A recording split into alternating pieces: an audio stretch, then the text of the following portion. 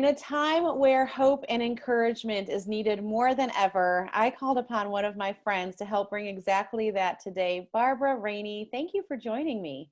Oh, thanks, Sammy. It's really a treat to be here with you. With Even though we're not together, it feels like we are. And I'm grateful like you are for this technology to be able to see faces and hear from people, and we wouldn't otherwise. So it's great to no, be with you. well, it's so good to be with you.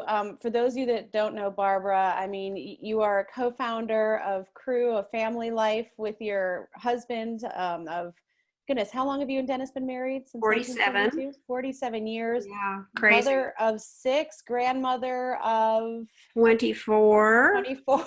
I know. I just go, how did that happen? I knew I was going to miss one if I didn't ask. So, I Yeah. mean, just I lean upon you for wisdom. I've leaned upon you for wisdom longer than you've ever known me.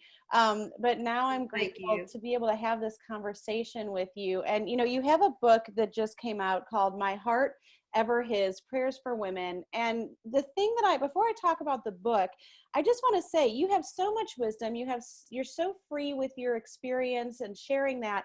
But I know you don't write because of some need to feed your ego. You really write because you feel a calling. Can you tell me what was the specific calling that made you write this book now?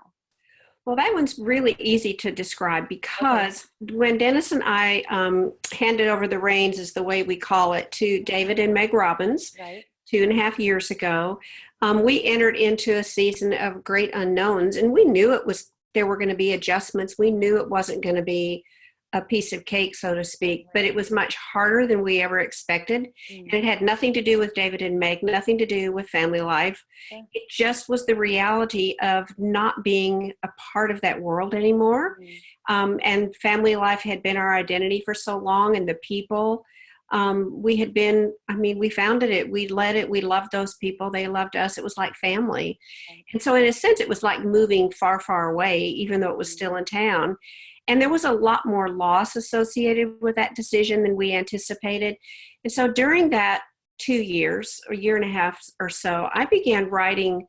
Well, first of all, I was reading through the Psalms every day, Mm. 1, 2, 3, 4, and sometimes 5 Psalms a day, because I just was so starved for God's word in my heart, because I need it. And of course, the Psalms speak to our hearts like few other places do. And so I worked my way through the book of Psalms 3 or 4 times in that time frame. And as a result, I started writing my own feelings, my own experiences, my own cries to God on paper. And it helped me put words to what was going on inside. I did not write it for it to become a book. I wrote it for me. I wrote it for communication with God as my Father. But as they kept coming, and as I kept writing more and more of them, one day I said, I wonder. And I sent a few off to the publisher of my book, Letters to My Daughters, and he Right. said, oh, yeah, I like these. Let's do a book. And I Yeah. went, oh, well, okay.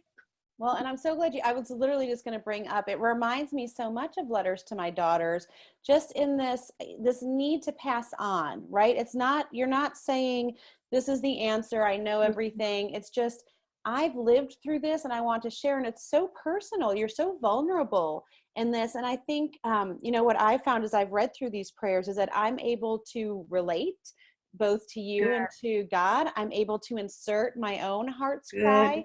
And good. so it's almost just, it's been such a beautiful conduit. I think it will impress people, and I'm not impressed, but just lay on their heart impress that if you Uh-huh. don't have the words, if you can't find the words, this provides a guide, but it just ushers me into being able to put voice to my own words that maybe I can't right now. And if you could just touch in the time that we have left in this last minute, how do you guide people now when there's so much pain, so much uncertainty, so much unknown?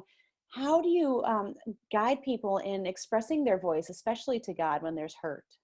Well, I think the best way to do that is to read the Psalms, honestly, because David says what we are feeling. He says, God, where are you? Have you abandoned me?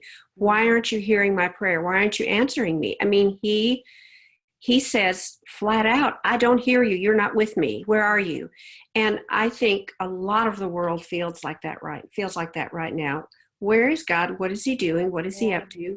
Why is all of this happening? And it feels a lot of times like God is silent, and we don't know what to do with that.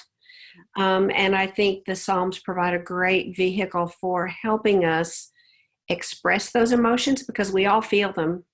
We're afraid to say it oftentimes, but we all feel that way about God. And then the Psalms will continue to guide us to coming to Him and listening to Him. Yeah, thank you, Barbara. The book is My Heart Ever His, Prayers for Women. You can find Barbara at everthynehome.com. We'll link to this at thesammiconeshow.com. Thank you for joining me, Barbara. Thank you, Sami.